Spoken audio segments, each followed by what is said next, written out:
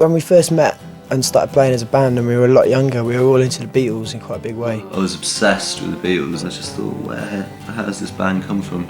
A lot of things that might be obvious, like the Clash and the Smiths, and then a lot of things that might not be so obvious, like Billie Holiday, Miles Davis, Velvet Underground. Nirvana, the Velvet Underground, the Stranglers, everything really. I used to have Jackie Wilson and Django Reinhardt.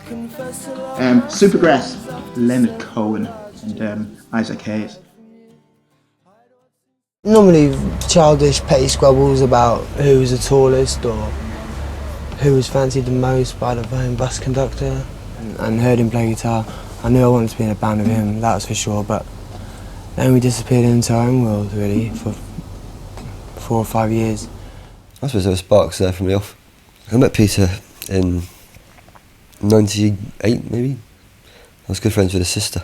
It was her kid brother, and he turned up to visit her in the big city. No, I think I took Peter to an acting audition, and I think it was that night. I think it was the first night, and yeah, I was a bit pissed off actually because he wasn't even part of the course, and they liked him best.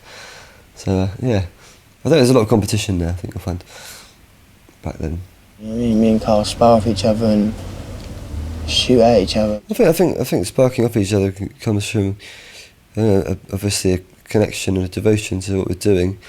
I believe we must, I suppose, both possess components, the other one doesn't. The relationship I've had with Carl is like, it's overanalyzed. Oh, we've always bickered a fair bit. I think it's in both of our nature really. It was a very intense friendship. It has been. Okay, I'm modicum of competitiveness. We've had some good times too. Maybe I'm quite possessive about friends. What did you say, Z? On the recording of the second album, they made me laugh all the time. It was just great. I think they've got a wonderful relationship together, I think it's not often that you get, friends that have such a deep relationship, I waited so long for that moment, I thought I was going to pack it in and go back to grave digging after that. I don't see how you can surpass that. Getting up and doing a number with Chas and Dave. Yeah, playing with Chas and Dave was grand. Yeah, two of the last people from the old school, really, and true masters of their trade. We were genuine fans as well, and they were amazing.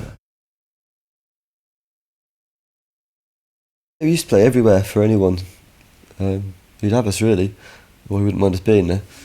Filthy McNasties and kebab shops and squats and stuff. We played nursing homes and random cafes and all sorts of places really.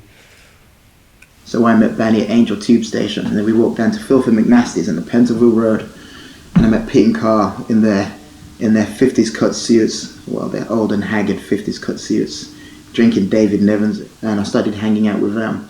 And, initially it was just like meeting out with some really, really funny guys, and they just made me laugh and howl all the time. It was just really, really funny. Too much they still do to this day there.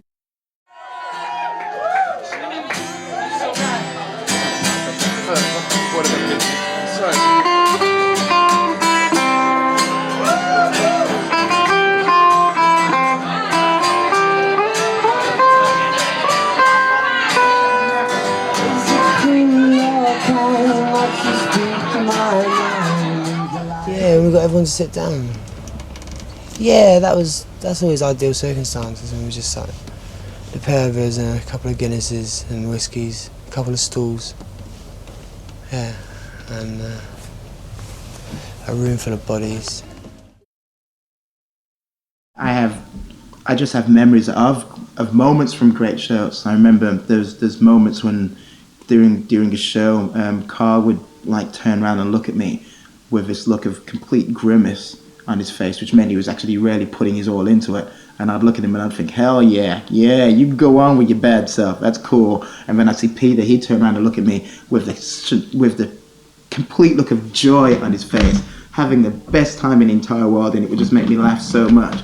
For me, just pinpoint it to one show, for me personally, that's just really, really difficult. Seeing the Strokes was a big turnaround for a lot of us. We just thought, it's still possible, I think there was definitely like an opening scene, you know, with the Strokes. They sort of opened the door for, you know, the possibilities of, you know, other bands, especially bands from Britain, and you know, I think there was always that sort of thing where like the Enemy was sort of maybe like trying to find a British alternative to the Strokes.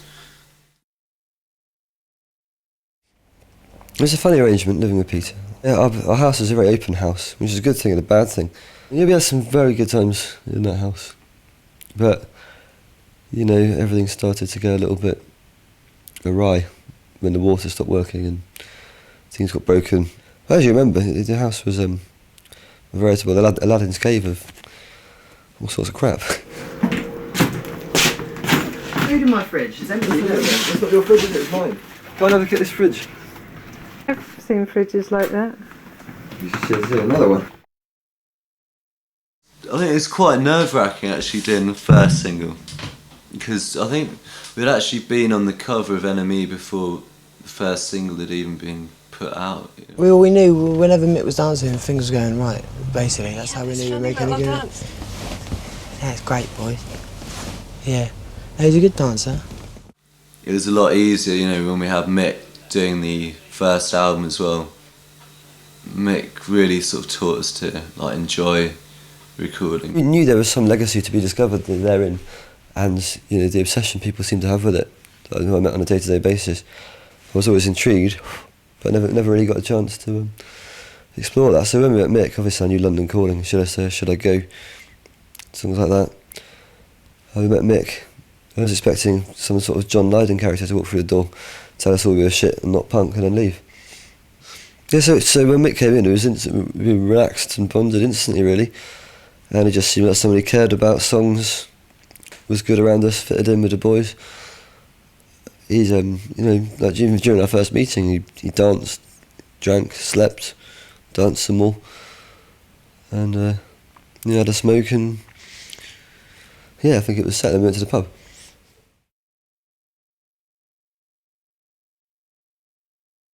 I don't know, is it me in the press, really? I don't know. I mean, it's easy to say, but it's normally a complete fabrication.